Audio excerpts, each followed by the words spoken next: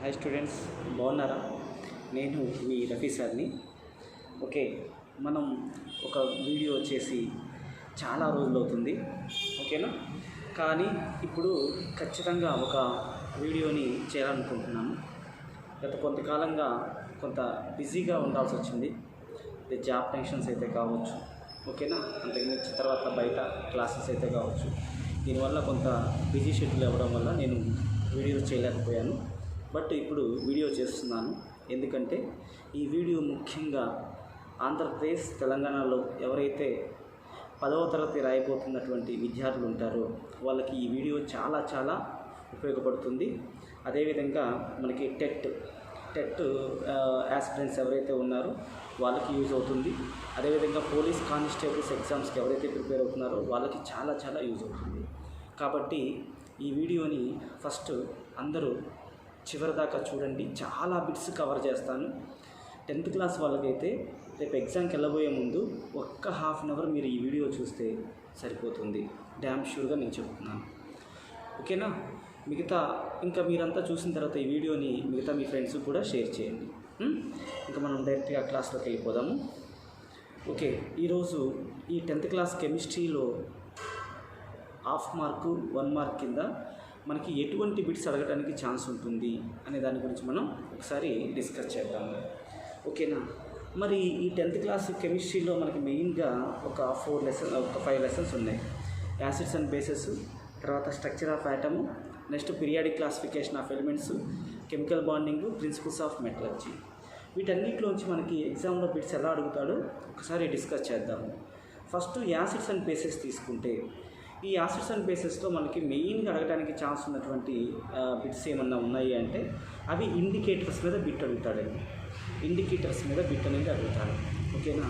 ఈ బిట్స్ అన్ని నేను డైరెక్ట్గా బిట్స్ ఫామ్లోనే అడుగుతున్నాను. జాగ్రత్తగా మీరు వినొచ్చు, నోట్ చేసుకోవచ్చు. What is the colour of phenolphthalein indicator in acidic medium అంటాడు, ఓకేనా? ఫినాఫ్థలిన్ ఇండికేటర్కి ఎసిడిక్ మీడియంలో ఎటువంటి కలర్ అనేది ఉండదు. What is the colour of phenolphthalein indicator in basic medium, ఓకేనా? బేసిక్ మీడియంలో ఫినాఫ్థలిన్ ఇండికేటర్కి మనకి పింక్ కలర్ వస్తుంది. అందుకనే మనం ఫినాఫ్థలిన్ ఇండికేటర్ని బేసిక్ ఇండికేటర్ అంటాం. ఎందుకంటే ఫినాఫ్థలిన్ ఇండికేటర్ని యూజ్ చేసి మనం కేవలం బేసెస్ని మాత్రమే ఐడెంటిఫై చేయగలుగుతాము, యాసిడ్స్ని ఐడెంటిఫై చేయలేము. తర్వాత what is the colour of methyl orange indicator in acidic medium అంటాడు, ఓకేనా? Methyl orange indicator colour acidic మీడియంలో ఏముంటుందంటే మనకి రెడ్ ఉంటుందన్నమాట. అదే methyl orange indicator colour basic మీడియంలో ఏముంటుంది అంటే methyl orange indicator colour basic మీడియంలో మనకి ఏముంటుందంటే ఎల్లో ఉంటుందన్నమాట, ఓకేనా? Next what is the colour of acids with universal indicator అంటాడు అనమాట, ఓకేనా? యూనివర్సల్ ఇండికేటర్ తోటి యాసిడ్స్ కలర్, స్ట్రాంగ్ యాసిడ్ అయితేనేమో మనకి డార్క్ రెడ్ కలర్ ఉంటుంది. అదే వీక్ యాసిడ్ అయితేనేమో మనకి ఆరెంజ్ రెడ్ కలర్ ఉంటుందన్నమాట. తర్వాత what is the colour of strong bases with universal indicator. మనకి యూనివర్సల్ ఇండికేటర్ తోటి స్ట్రాంగ్ బేస్ కలర్ ఎలా ఉంటుందంటే మనకి డార్క్ బ్లూ ఉంటుంది. అదే వీక్ బేస్ అయితేనేమో మనకి వైలెట్ కలర్లో ఉంటుందన్నమాట. What is the colour of neutral compounds with universal indicator అంటాడండి, ఓకేనా? న్యూట్రల్ కాంపౌండ్స్ తోటి యూనివర్సల్ ఇండికేటర్ కలర్ ఎలా ఉంటుందంటే మనకి గ్రీన్ కలర్లో ఉంటుంది. దీని మీద మనకి బిట్ అనేది రావచ్చు.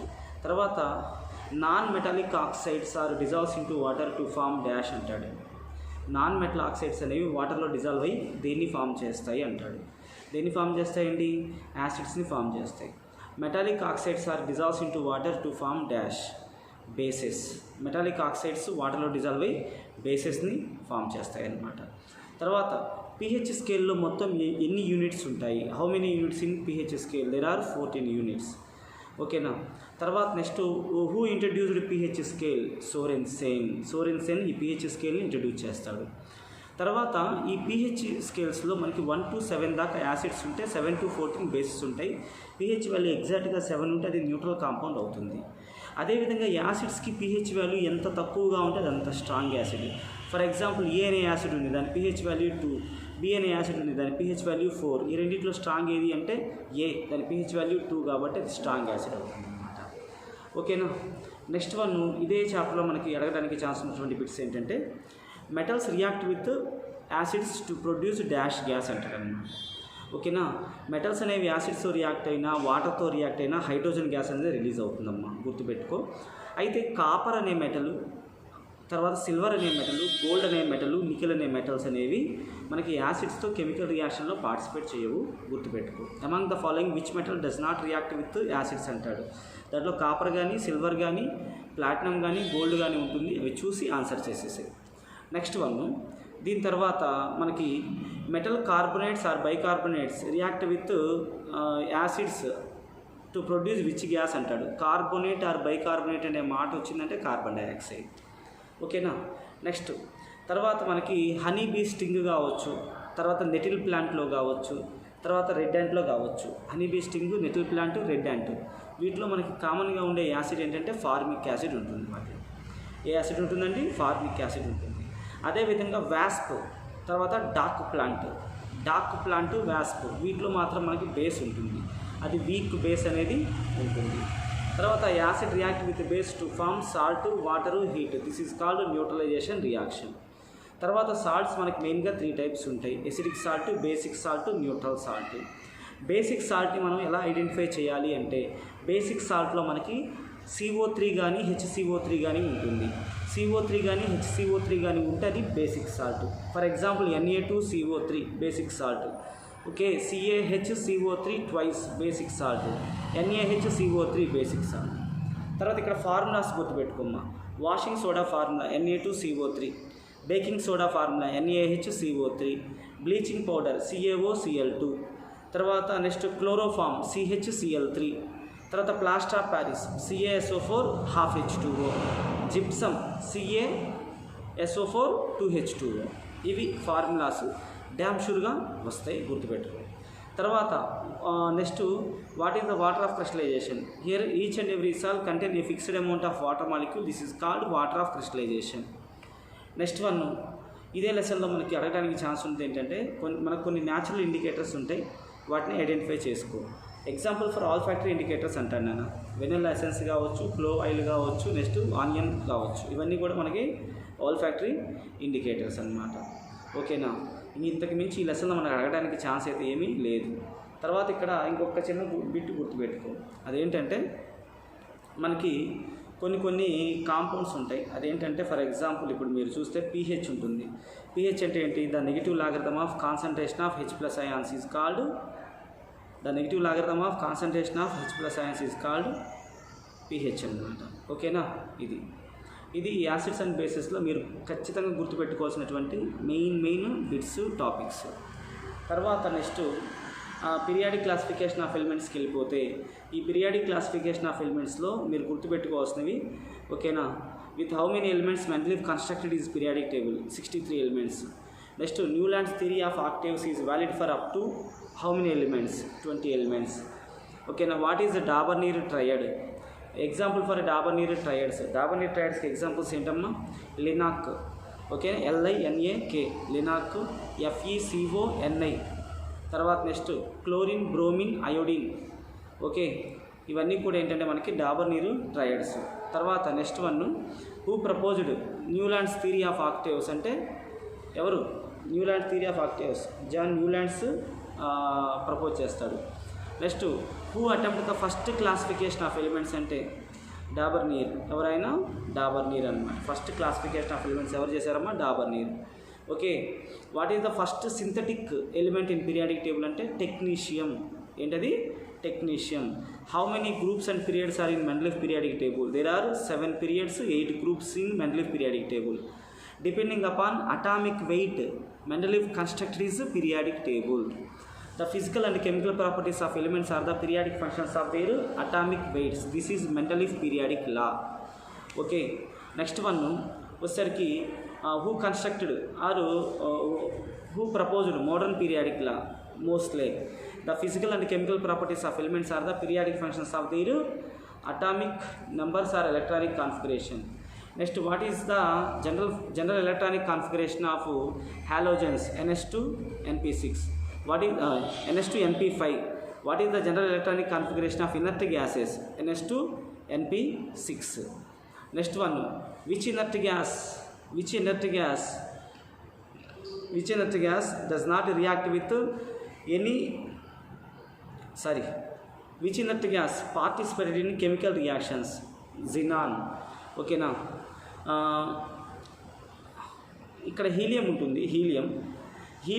Helium does not contain 8 electrons, so it is not follow octet rule, but it is two stable because inert pair effect. ఓకేనా.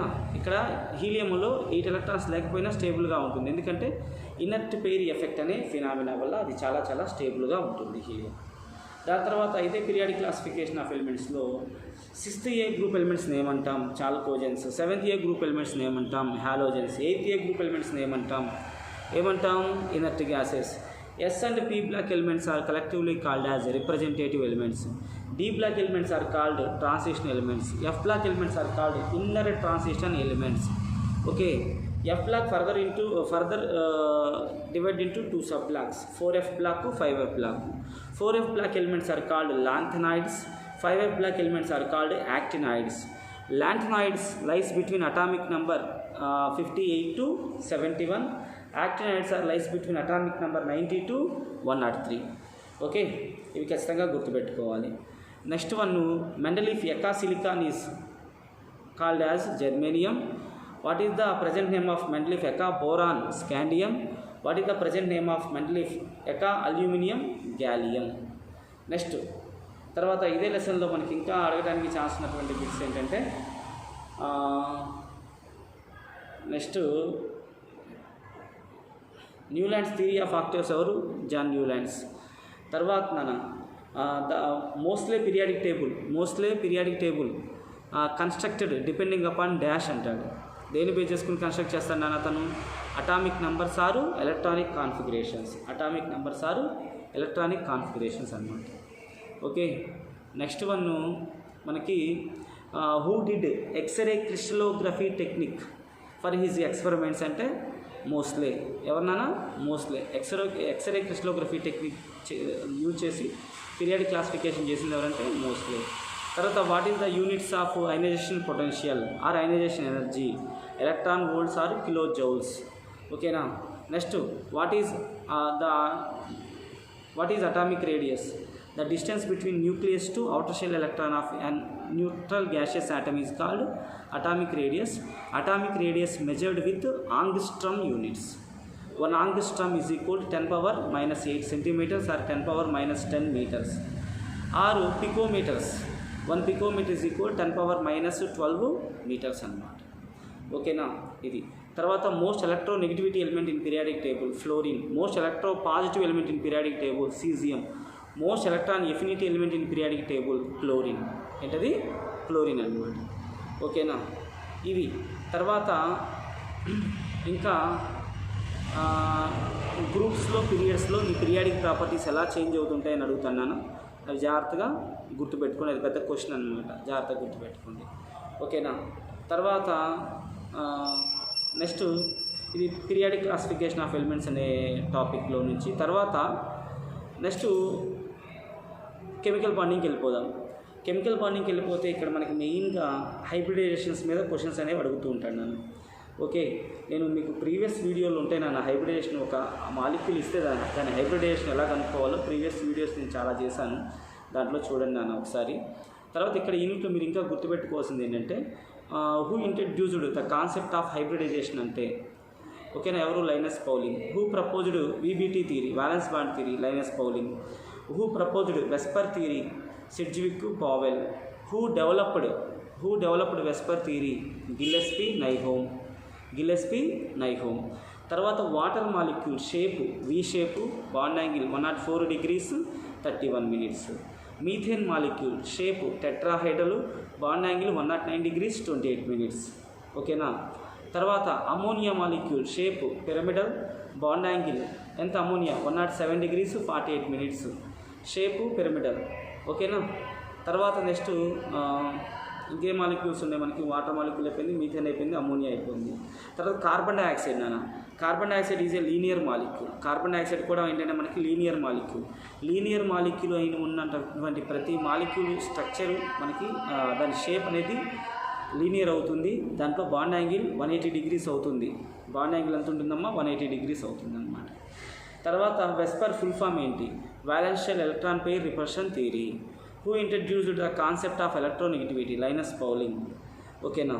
దీని తర్వాత next, if the electronegativity difference between two bonded atoms is more than 1.9, generally which bond is formed? Ionic bond అనేది form అవుతుంది. Next, examples for polar covalent bond containing molecule. Polar covalent bond containing మాలిక్యూల్స్కి example ఏంటి అంటాడు. ఏమేమి ఉన్నాయి examples మనకి polar covalent bond containing మాలిక్యూల్స్కి? అది HCl ఒకటి, తర్వాత వాటర్ ఒకటి, HBr ఒకటి. వీటిలో మనకు ఉండే బాండ్ ఏంటంటే పోలార్ కోవలెంట్ బాండ్ అన్న. తర్వాత what is the another name of ionic bond? Electrostatic bond. Electrostatic bond అనమాట, అయానిక్ బాండ్. తర్వాత లూయిస్ డాట్ స్ట్రక్చర్స్ గట్టిగా ప్రాక్టీస్ చేసుకోండి. లూయిస్ డాట్ స్ట్రక్చర్లోంచి ఖచ్చితంగా ఇస్తాడు. తర్వాత what is the coordination number of sodium? Sodium coordination number is +6. What is the coordination number of caesium? Caesium coordination number is +8. ఓకేనా. ఇది తర్వాత next one, why we introduced Vesper theory? Okay, because without knowing of hybridization we can predict the shapes of molecules. This is the reason why Vesper theory is introduced. Okay, now తర్వాత sharing of electrons between two atoms leads to formation of dash bond, covalent bond. Transfer of electrons from one atom to another atom leads to formation of ionic bond. Okay, why ionic compounds contain high melting and boiling points? Because in ionic compounds there is possible for strong electrostatic attraction forces. To overcome these forces we need excess amount of energy. So ionic compounds contain high melting and boiling points. Why covalent compounds contain low melting and boiling points? Because there is weak van der Waals attraction forces are present in covalent compounds. Okay, due to this reason it need least amount of energy to break that bond. Okay, తర్వాత ఇప్పుడే చెప్పుకున్న linear మాలిక్యూల్స్కి examples CO2 కావచ్చు, MgCl2 కావచ్చు, C2H2 కావచ్చు. ఇవన్నీ కూడా linear molecules. తర్వాత how many sigma and pi bonds are present in nitrogen? నైట్రోజన్లో మనకి ఒక సిగ్మా 2 పై బాండ్స్ ఉంటాయి. ఆక్సిజన్లో ఒక సిగ్మా 1 పై బాండ్ అనేది ఉంటుంది. ఇది ఖచ్చితంగా గుర్తుపెట్టుకో. ఓకేనా. దీని తర్వాత నెక్స్ట్ ఇదే కెమికల్ బాండింగ్లో లూయిస్ డాట్ స్ట్రక్చర్స్ ప్రాక్టీస్ చెయ్యి. ఓకేనా. తర్వాత N2O2 మాలిక్యూల్స్ బాగా చదువు నాన్న. ఆ తర్వాత BF3 తర్వాత BeCl2లో హైబ్రిడేషన్ బాగా నేర్చుకో. ఓకేనా. తర్వాత ఇక్కడ చూడు, లైక్స్ డిజాల్వ్స్ లైక్ అనమాట. అంటే organic solutes are always dissolves in organic solvent, inorganic solutes are always dissolves in inorganic solvent. అందుకనే మనకి క్యాంఫర్ ఉంది చూసావా, క్యాంఫర్ అది వాటర్లో వేస్తే డిజాల్వ్ అవ్వదు. ఎందుకు? Camphor organic compound, water inorganic compound, so dissolve అవ్వదు. అదే మనం ఇదే క్యాంఫర్ని తీసుకెళ్ళి కిరోసిన్లో పడేసామనుకో, 2 ఆర్గానికే కదా, కాబట్టి డిజాల్వ్ అయిపోతాయి అన్నమాట. ఓకే. తర్వాత ఇవి మనకి మెయిన్గా మీరు గుర్తుపెట్టుకోవాల్సినటువంటి బిట్స్ కెమికల్ బాండింగ్లో నుంచి. దీని తర్వాత అటామిక్ స్ట్రక్చర్. ఈ అటామిక్ స్ట్రక్చర్లో కొన్ని మోడల్స్ ఉంటాయి. క్వాంటమ్ మెకానికల్ మోడల్ ఎవరు ప్రపోజ్ చేశారు? Erwin Schrodinger. Dual nature of electron ఎవరు చెప్పారు? Okay, de Broglie. ఎవరమ్మా? De Broglie. E is equal to h nu. This is Planck's equation. H is equal to Planck's constant. Its value is 6.625 into 10 power minus 34 joule second. R is 6.625 into 10 power minus 27 erg second. This is Planck's equation. Next, who introduced the concept of stationary orbits? ఎవరు? Niels bore అన్నమాట. Who introduced the concept of elliptical orbits? Elliptical orbits అనే కాన్సెప్ట్ని ఎవరు introduce చేశారు? Arnold Sommerfeld. ఓకేనా. తర్వాత అక్కడ 3D ఆర్బిటాల్కి n+l value ఎంత అంటాడు. ఓకేనా నాన్న. ఎల్ వాల్యూస్, S ఆర్బిటాల్కి ఎల్ వాల్యూ 0, P ఆర్బిటాల్కి ఎల్ వాల్యూ 1, D ఆర్బిటాల్కి ఎల్ వాల్యూ 2, F ఆర్బిటాల్కి ఎల్ వాల్యూ 3. వాడు అక్కడ మీకు ఒక 3s, 4s, 5s, 6s ఇలా ఇస్తాను నాన్న. ఇలా ఇచ్చి దాని n+l వాల్యూ ఎంత అని అడుగుతాడు. ఇప్పుడు నీకు అర్థం వచ్చే ఉంటుంది. n వాల్యూ అంటేనేమో అక్కడ ఉన్నటువంటి నెంబరు. ఇప్పుడు 3D తీసుకున్నాం అనుకో, 3Dలో n వాల్యూ ఎంత అంటే 3. ఓకేనా. ఎల్ వాల్యూ ఎంత అంటే Dకి ఎల్ వాల్యూ ఎంత 2. ఇప్పుడే చెప్పాను కదా పైన.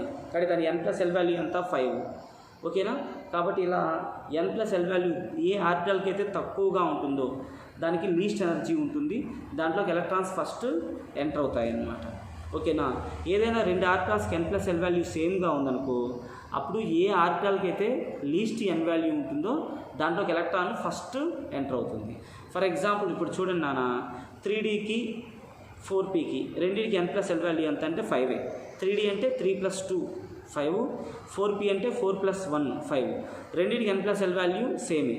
ఇప్పుడు దేంట్లోకి ఎలక్ట్రాన్ ఫస్ట్ ఎంటర్ అవుతుందంటే రెండింటిలో n వాల్యూ దేనికి తక్కువగా ఉంది, 3Dకి తక్కువగా ఉంది. 3Dలో 3కి n వాల్యూ ఎంత 3, కాబట్టి దానికి తక్కువగా ఉంది కదా. కానీ ఎలక్ట్రాన్స్ ఫస్ట్ దేంట్లోకి ఎంటర్ అవుతాయంటే 3Dలోకే ఎంటర్ అవుతాయి. అది గుర్తుపెట్టుకోండి. తర్వాత Hund's rule, Pauli's exclusion principle, next ఇంకోటి ఉంది కదా ఆఫ్ బౌ ప్రిన్సిపల్. ఇవి చాలా జాగ్రత్తగా గుర్తుపెట్టుకోండి. Electrons are always occupies least energy orbitals first. This is aufbau principle. Electrons ఎప్పుడు కూడా లీస్ట్ ఎనర్జీ ఆర్బిటాల్స్ని ఫస్ట్ ఆక్యుపై చేస్తాయి. ఇది ఆఫ్ బౌ ప్రిన్సిపల్ అనమాట. ఓకే. నెక్స్ట్ పౌలీస్ తర్వాత మిగతా ప్రిన్సిపల్స్ మీరు చూసుకోండి. నెక్స్ట్ ఇక్కడ మనకి ఇదే చాప్టర్లో నుంచి మనకి ఎగ్జామ్లో అడగడానికి ఛాన్స్ ఉంది. క్వాంటమ్ నెంబర్స్ మీద బిట్స్ రావచ్చు. క్వాంటమ్ నెంబర్స్ మీద ఓకేనా. ప్రిన్సిపల్ క్వాంటమ్ నెంబర్ ఎవరు, నీల్స్ బోర్. అజిముథల్ క్వాంటమ్ నెంబర్ ఎవరు, ఆర్నాల్డ్ సోమర్ఫెల్డ్. ఓకేనా. మ్యాగ్నెటిక్ క్వాంటమ్ నెంబర్ ఎవరు, ల్యాండే. స్పిన్ క్వాంటమ్ నెంబర్ ఎవరు, ఉలెన్బెక్, గౌడ్ స్మిత్. ఓకేనా. ఇప్పుడే చెప్పుకున్నాం కదా n+l వాల్యూస్ ఎలా క్యాలిక్యులేట్ చేయాలో, అవి చూసుకోండి. Next what is the relation between velocity of light, wavelength, frequency అంటాడు. Velocity of light, wavelength, ఫ్రీక్వెన్సీకి మధ్య రిలేషన్ ఏంటి అంటే c = nu lambda. c = nu lambda అనేది వెలాసిటీ ఆఫ్ లైట్కి, ఫ్రీక్వెన్సీకి, రేడియేషన్కి మధ్య ఉన్నటువంటి రిలేషన్. ఓకే, ఇది గుర్తుపెట్టుకో. తర్వాత ఇదే అటామిక్ స్ట్రక్చర్లో నుంచి మనకి యాంగులర్ మొమెంటం కనుక్కోవడానికి ఫార్ములా ఏంటమ్మా, mvr = nh/2π అనేది యాంగులర్ మొమెంటం కనుక్కోవడానికి మనకి ఫార్ములా ఉంది. తర్వాత SR+ shape spherical, PR+ shape dumbbell, DR+ shape double dumbbell. ఓకేనా. తర్వాత ఎలక్ట్రానిక్ కాన్ఫిగరేషన్స్ గుర్తుపెట్టుకో. 1s2, 2s2, 2p6, 3s2, 3p6 అని రాస్తాం కదా. ఆ ఎలక్ట్రానిక్ కాన్ఫిగరేషన్స్ అనేవి ఖచ్చితంగా నువ్వు గుర్తుపెట్టుకోవాలి. ఓకేనా. అవి గుర్తుపెట్టుకుంటేనే దాంట్లోంచి మనకి బిట్స్ అనేవి రావడానికి ఛాన్స్ ఉంటుంది. తర్వాత NLX మెథడ్ బాగా చదువు. ఓకే, NLX మెథడ్ బాగా చదువు, క్వాంటమ్ నెంబర్ చదువు.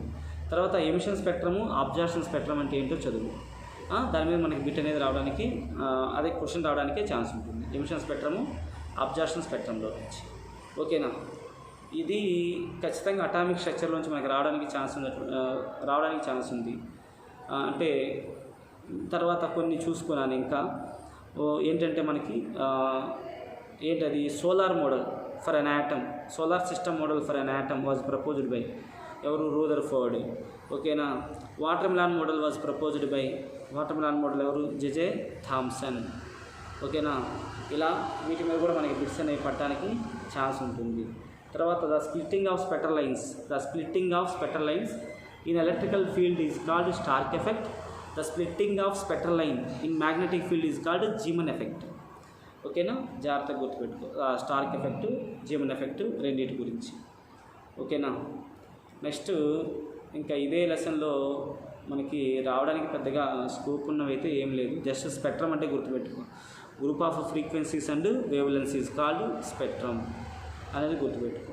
ఓకేనా. ఎందుకంటే నీకు ఎక్కువ రావు. దీని తర్వాత last and final chapter, that is principles of metallurgy. ఈ చాప్టర్లో నువ్వు మెయిన్గా చేయాల్సిన పని ఒక్కటి చేయాలి. అదేంటంటే మనకి టెక్స్ట్ బుక్లో ఓర్స్ టేబులర్ ఫామ్ ఉంటుంది. ఆ ఓర్స్ టేబులర్ ఫామ్ పక్కాగా చదువు.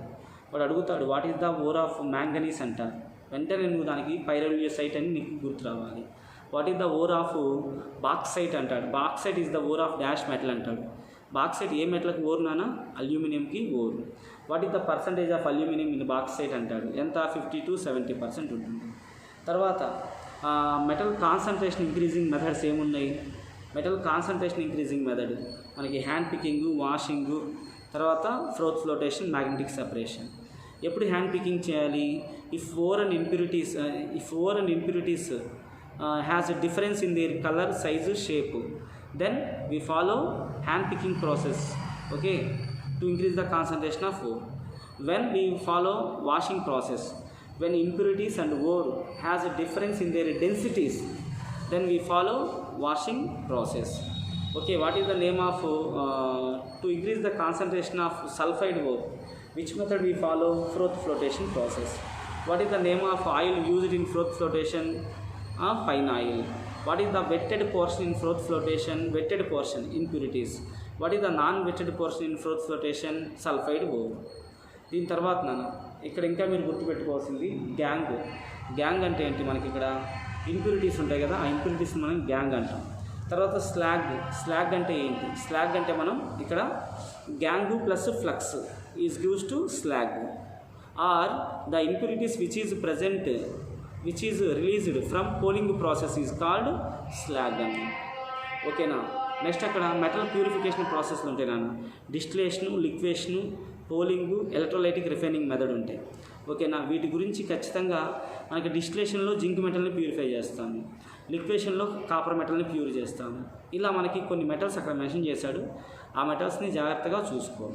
తర్వాత in which metal purification process we use green wood logs అంటాడు అనమాట. In which metal purification process we use green wood logs, poling process. Okay. In electrolysis process at anode always dash reaction takes place. Anode దగ్గర ఇప్పుడు oxidation జరుగుతుంది. In electrolysis process at cathode always dash reaction takes place. ఏంటది, దానికి vice versa reduction అనేది జరుగుతుంది. ఓకేనా. తర్వాత next ఇదే మెటలర్జీలో మనకి క్యాల్సినేషన్, రోస్టింగ్, స్మెల్టింగ్ ఉంటుంది. క్యాల్సినేషన్, రోస్టింగ్ రెండు కూడా రివర్బరేటరీ ఫర్నేస్లో చేస్తే, స్మెల్టింగ్ ఒక్కటే మాత్రం బ్లాస్ట్ ఫర్నేస్లో చేస్తాం. Calcination carried in the absence of air, roasting is carried in the presence of air. తర్వాత next in calcination process carbonate ores are converted into oxide ores. In roasting process sulfide ores are converted into oxide ore అన్నమాట. ఓకేనా. చాలా important నాన్న, జాగ్రత్తగా గుర్తుపెట్టుకోండి. తర్వాత fluxes అని చెప్పుకున్నాం కదా. Fluxes are mainly classified into 2 types, acidic flux, basic flux. Acidic flux ఎప్పుడు యూజ్ చేయాలి, when the nature of impurity is acidic, then we use basic flux. When the nature of impurity is acidic, then we use basic flux. ఓకేనా. ఇలా మనకి flux అనేవి ఉంటాయి. Example for acidic fluxes, all non metallic oxides are example for acidic fluxes. Example for basic flux, all metal oxides are examples for basic flux అన్నమాట. ఓకేనా. దీని తర్వాత next ఇదే లెసన్లో మనకి in electrolysis process which act as anode, graphite rod.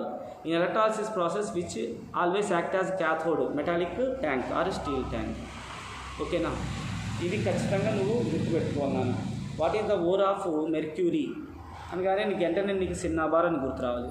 What is the ore of lead అనగానే galena అని గుర్తు రావాలి. ఓకేనా. ఇంతవరకు మినిమం ఫస్ట్ ఈ బిట్స్ అన్నీ ఒకసారి జాగ్రత్తగా విని గుర్తుపెట్టుకో. ఇంతకంటే దాటి నీకు ఎగ్జామ్లో అడగడానికి ఛాన్స్ లేదు. ఓకేనా. క్వశ్చన్స్ అన్నీ కూడా నీకు తెలిసినవే వస్తాయి, అన్నీ కూడా యాక్టివిటీసే వస్తాయి, వాటి మీదే బాగా ఫోకస్ చేయి. సరేనా. ఈ వీడియోని చూడు, నీ ఫ్రెండ్స్కి కూడా ఖచ్చితంగా షేర్ చేయి. ఓకేనా. ఏమైనా డౌట్ ఉంటే నీ డౌట్ని కామెంట్లో రేజ్ చేయి. ఓకేనా. థ్యాంక్ యూ నాన్న. I wish you all the best for your public examinations. Okay. నేను మీ రఫీ సార్ని. బై నాన్న.